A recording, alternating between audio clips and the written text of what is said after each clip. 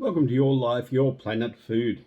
Today we're going to make a loaf of sourdough bread with some postgraduate students from Griffith University. The first part of the video, we start a loaf from scratch using rye flour, and then the next parts we use a white baker's flour to make this loaf. Here, enjoy. So now I'm going to make sourdough bread. So this is how I start my sourdough. And so the key thing is the sourdough mix the mother. So this is the yeast and bacteria just growing in flour. But how do you do that? Well, you get a spoon from someone else, so you can take some home in a container. Yeah.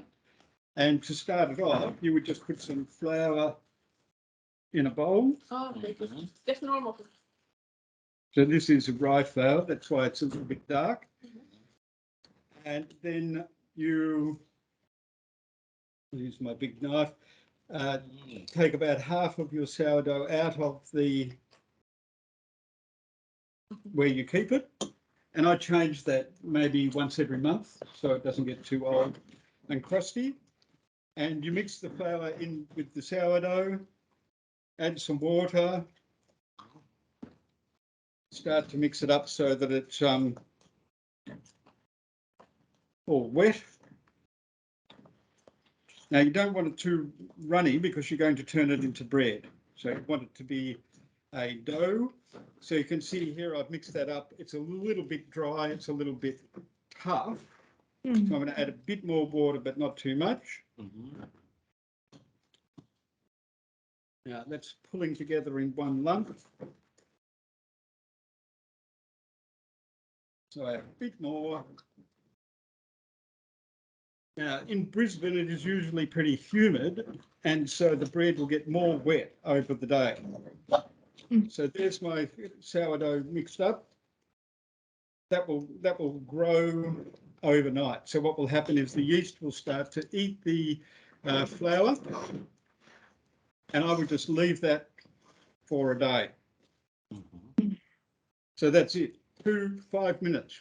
So if you say I'm going to make bread today, I keep that in the fridge because in Brisbane it's so warm. In Europe, so this is a European food. In Europe it's cool, and so it's not. You just don't. You can leave it. You keep it outside, but I keep it in the fridge. Now the other thing is because I've raided that and there's hardly anything in there, I'm going to add flour to that, so that it's got something to eat. Where do you get it? So you buy the yeast, or what you make it? Well, this one I've had for about 8 years. So I got that from a girlfriend at the time. And so all that happens is she said, would you like some sourdough? I said, yes. So she takes some of that mix, puts it in a packet like that. I take that home, add it to flour and water, and then it grows. It keeps growing. Just keeps growing. So the bacteria is already there.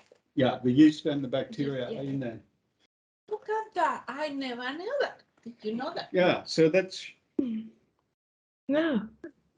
that's how you do that. So that's the beginning. That's the first stage. Now we just leave that, and then here, this is one that I did last night. So I did exactly the same thing last night and put it in that bowl. I put that on as a lid. Now you can see how much that has grown. So it's soft, it's squishy, it's large, and it's fairly smooth. So now I'm going to squish that down, squeeze the air out, mix everything up, because I don't know if you can see, but there are some parts where there's more flour. You notice how when I mix this up, it's not even, it's very roughly mixed. And so you can still see some parts where it wasn't mixed. So my mixing process, I squish, squish, squish, and then I fold, squish, squish, squish, fold, and now I just do that until it's very even and smooth. And I do that many times. So you can see here is a mark where there was some flour, and so I just squish that down in the middle, fold it over, and then it will mix thoroughly. So I mix that up. Now I will leave that for another 12 hours or whatever. But if I'm going to turn that into bread, then what I will do is I will add some things that will make it taste nice and will make it smoother. So I'm going to add some little bit of oil, a little bit of salt and some different seeds. So you can see I don't measure everything very scientifically. I just go splosh, splosh, splosh. There's a little bit of oil. Okay. Shake, shake, shake. There's a little bit of salt. Now the seeds I'm using are sesame seeds. Usually I would use those on the top, but if I use caraway seeds or something, I'll put them in the middle.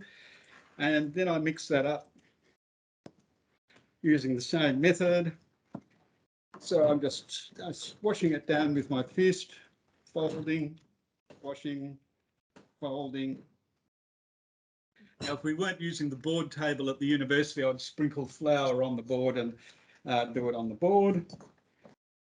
It's not bad to do it in the bowl because it keeps it keeps everything clean. And when I've got that nice and mixed up, to make a classic loaf, what I'm going to do is make two balls. So I'm going to get my dough, I'm going to twist it, and now I've got one ball.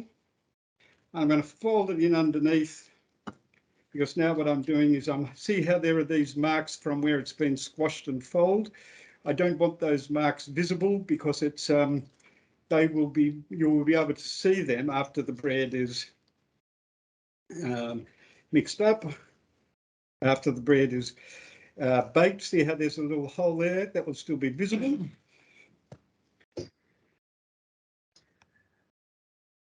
So now I've got two balls of bread, and you can see that it was all oily and slimy a little bit a moment ago, but now it's smooth. The oil has mixed in to the flour and water.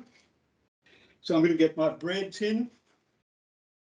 So this bread tin is very good because it's flexible. It goes longer and shorter, comes in two parts like that. And so those two parts go together. So I put a bit of oil in my tin so the bread won't stick. So you can see there's oil in the bottom of the tin there. I spread that around with my nice clean fingers.